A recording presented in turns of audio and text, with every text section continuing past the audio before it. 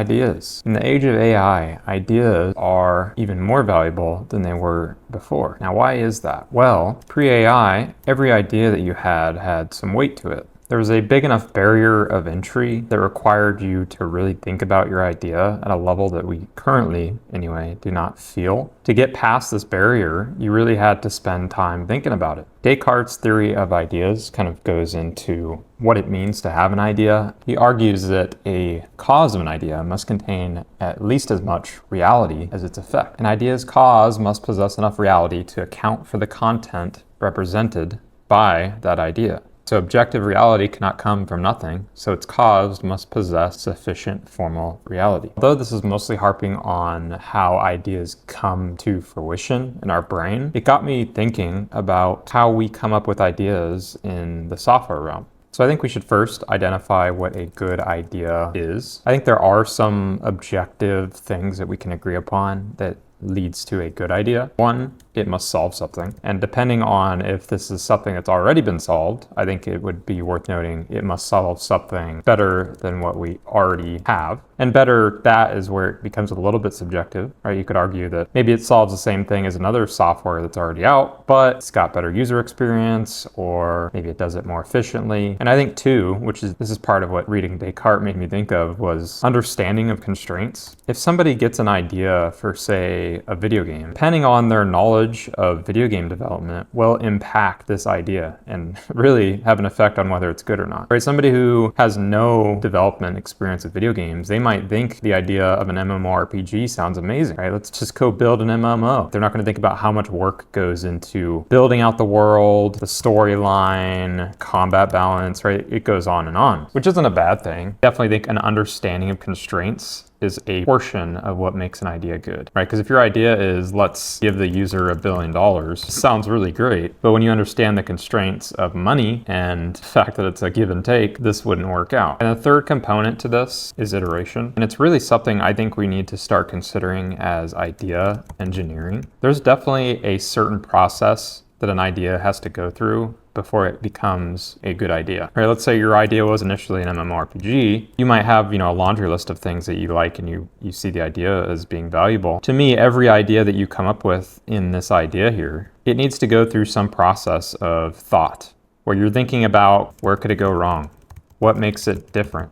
What makes it fun? So many different thoughts go for just this one specific idea. Like let's say this is, I don't know, spaghetti noodle weapons, right? Some random idea that you have for that MMO. This requires you to go down a lot of pathways of understanding that idea. And then eventually you realize, okay, maybe we should just refine ourselves to a lollipop store. Right? That seems like a more robust option. But so you're going down these lines of thinking until you end up with really a more flushed out idea through the iterative process. There's this tweet here from Antirez, which really had me thinking. He mentions how the problem these days is that from the idea to execution, there is very little inertia, right? Especially with AI tools. It used to be, the idea to execution would have taken weeks, if not months, if not years. Nowadays with AI, certain ideas can be executed upon within minutes. And so kind of how I was talking about the iterative process really should not be the first thing that you jump into.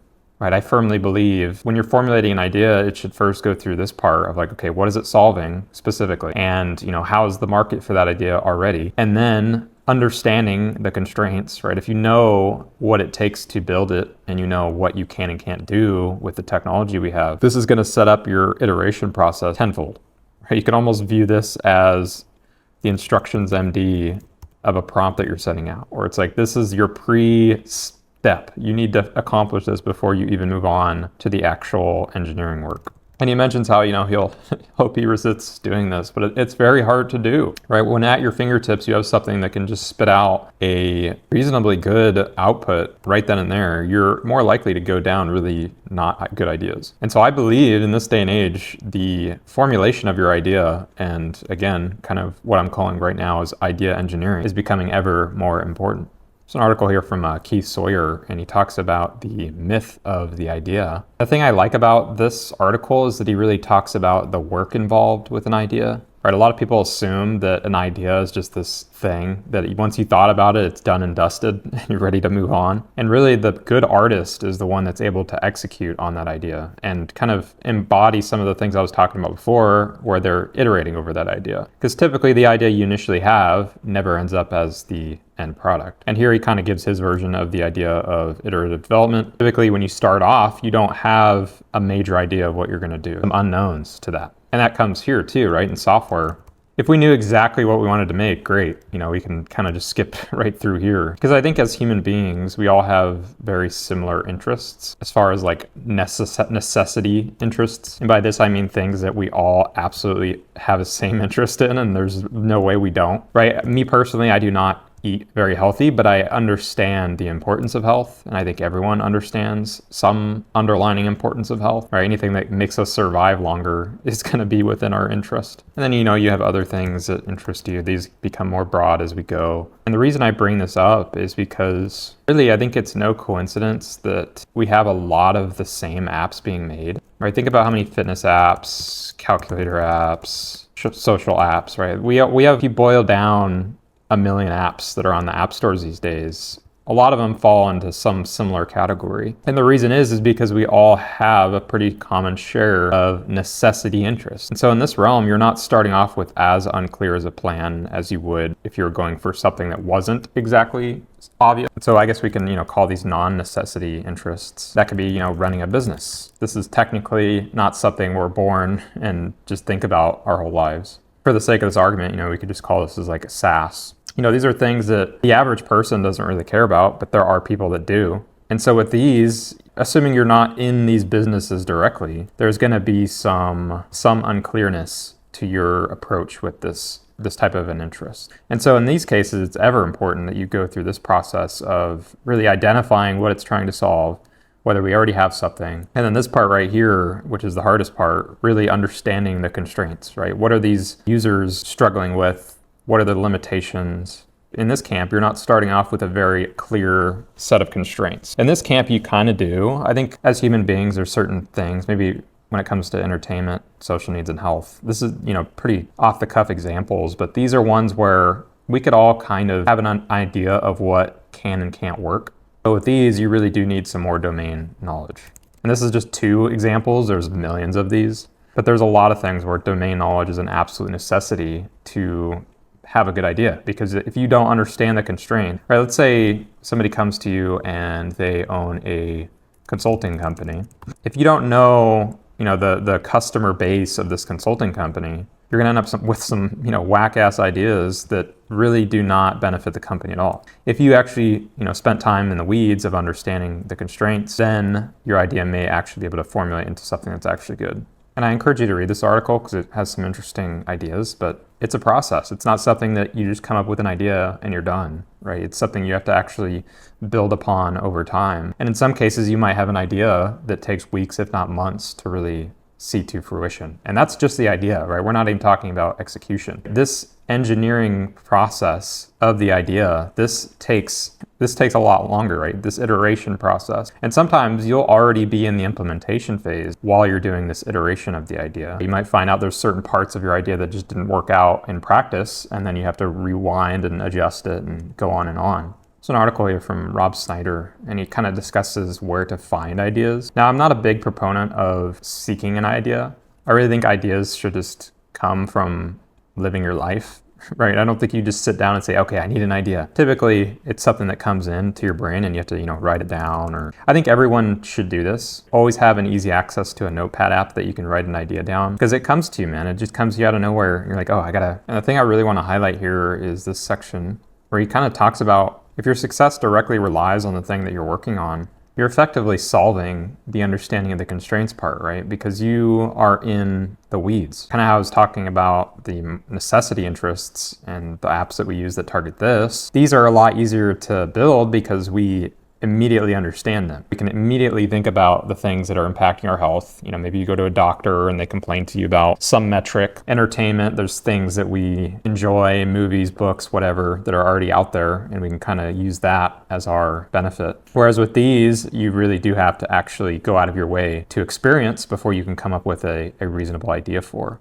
And he mentions how, founders, they typically should gain a firsthand experience. And then really you get a hands-on experience of what the customers are going through. And you can understand their pitfalls and their issues. And it also kind of helps you vet the idea, right? One thing you could say is, hey, what if I just ask people that are running this? The problem is people have the dumbest ideas. If you go up to somebody and you say, hey, do you have an idea for a startup? Their brain is like immediately pressured to come up with something. And they're going to say whatever comes to mind that may not actually be the thing that they care about. Now, that's not to say you cannot get away with not experiencing it. There's certain fields where really you can't get a firsthand experience. And I do think there's avenues to come up with a good idea that doesn't require firsthand, although it's ideal to have firsthand. And that's just through this process here, right? I think if you really spent time with the person or the people that you're targeting, you'll build up a knowledge understanding of the problems that they go through. And then it's a bit more of an iterative process. But I feel like it comes down to, what if I ask versus what if I just do?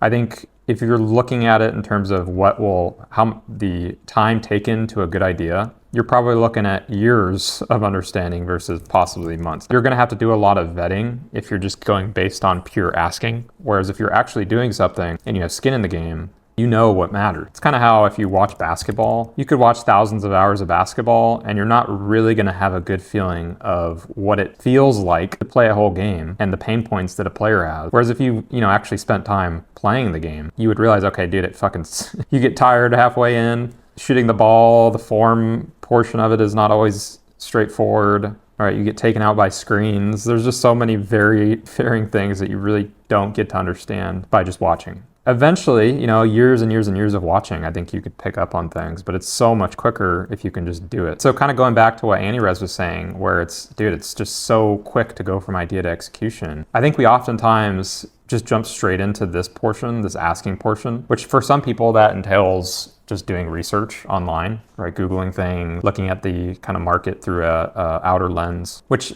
pre-AI, this didn't ever work for us. I think we all assumed, hey, dude, if we're going to execute on this idea, it's going to take a lot of time. So let's make sure that we really believe in this before we get past the barrier of starting it off. And so I feel like pre-AI, nobody really had much faith in this part. Everyone kind of assumed, okay, if I really want to make this good, I need to actually put some time into it. But now with AI, dude, it's like everyone's kind of just assuming, hey, I can just get away with the asking part. And so it kind of goes into the video that I made a few days ago where I was discussing why do we have so much productivity gains with AI, but we have very little products coming out with AI.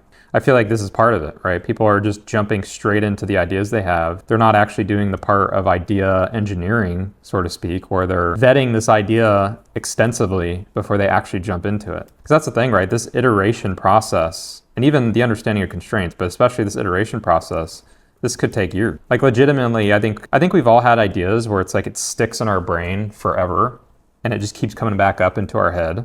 This like reoccurring idea, which I've always believed if an idea comes into your head over and over again for an extended period of time, probably a good idea. And the reason I think that is because you first have an idea, you kind of go through the weeds, you're thinking, okay, could this work? Maybe, right? You're trying to understand the constraints. You're thinking about what's already doing it. And let's say you get past this part. A lot of times people will stop here, right? They'll take a note in their notes app of the idea itself, and then they're done. They never come back to this iteration part. But I think every time you revisit one of these ideas that you thought of that you never executed on, really you kind of do some form of iteration on it. And by the time, that reoccurring idea comes up 50 times in your head over the span of years, then it's like, okay, this must not be a bad idea because it just keeps coming back and I just keep approving it in my brain. And so I really believe this idea of idea engineering, I think it's something we really should put more weight into, especially with how easy it is to integrate solutions post-AI, where an idea can instantly be executed on and you have a product that's there, right? You don't have to go past this barrier to get to that product. I think this is more important than ever.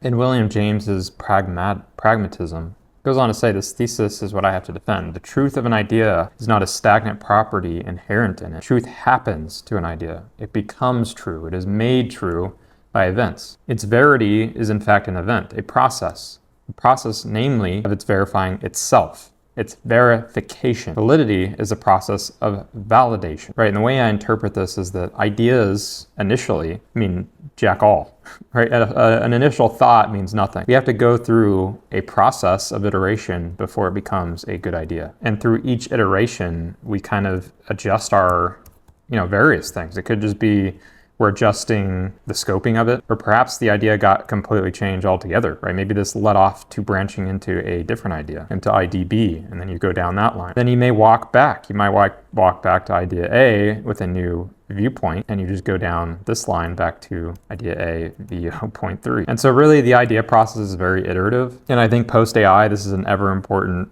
thing to think about. Whenever you have a new idea, always go through a set of steps of not only of validating your idea. I also want to add, I think that all ideas have something in them. I think whenever an idea comes to our head, I think we're very smart when it comes to taking in context. I think our brains are very much capable of it, regardless how you feel about your own, intellect. I think if you're surviving today, your brain is definitely capable of taking in context. And so whenever you have an idea, I feel like it's always something is there. With every idea, it's like there's a nugget of that idea that is actually good. And I think the biggest issue is that it goes through our iteration process, and that can often hinder the idea if you view this as our iterative process. And I think a lot of this comes down to sometimes part of the stage of identifying constraints and understanding the market better. But then too, there's some negative parts of this. Something to be said about society's impact on your idea. Right? If somebody tells you, we already have this, what's the point in this, right? And I think this is a problem I see a lot, is where somebody has a good idea, but you're always going to have people that just shut down an idea immediately. There's this pretty famous meme about a guy named Raj. He tweeted at Sam Altman, this was 2022, right? So this is pre-OpenAI really blowing up to what it is today. And he talks about, Sam Altman announces ChatGPT, and the response from Raj is that given the current tech, I'd say it's your worst product concept so far, right? So this right here, this Raj perspective often ends up taking people's ideas that are, they have some nugget of good idea in them, and it turns it into a burnt piece of junk because somebody took this advice literally and ruined their own idea because of it. And so really, to get through this iterative process that we mentioned, you do need some kind of ego to really get through it. Hopefully a healthy amount where it's like you are completely disregarding some of the bad advices. Right, and this is something that I don't think anyone can teach you. I think this comes down to your own experience. And really, I think this process here that I outlined, especially the iteration process, this needs to kind of be you. Now, I'm not saying you shouldn't listen to your customers. Obviously, there's absolutely some weight to it. But if a customer is using your product, odds are it's for a reason. If they're using their product, then you're doing something right. And I think you need to be careful, and you need to kind of keep this tight-lipped. I think you want to avoid running into a case like Raj where he gives you some advice that, maybe at the time it makes sense, right? Somebody might tell you, hey, we don't need another fitness calculator or social app. Just because they tell you that does not mean you back down from it. I think you should be the driver of this step, right? Raj's idea would just be in the trash. But there are ideas that are good, and I think you need to be good at vetting that. And don't rob yourself of this, man. You're going to save yourself a lot of tokens by taking time with your idea and really thinking about it and iterating on it, hitting it from different angles, all this stuff. I think it's worth it at the end of the day. And so take this seriously, man. Take this very seriously with everything you do.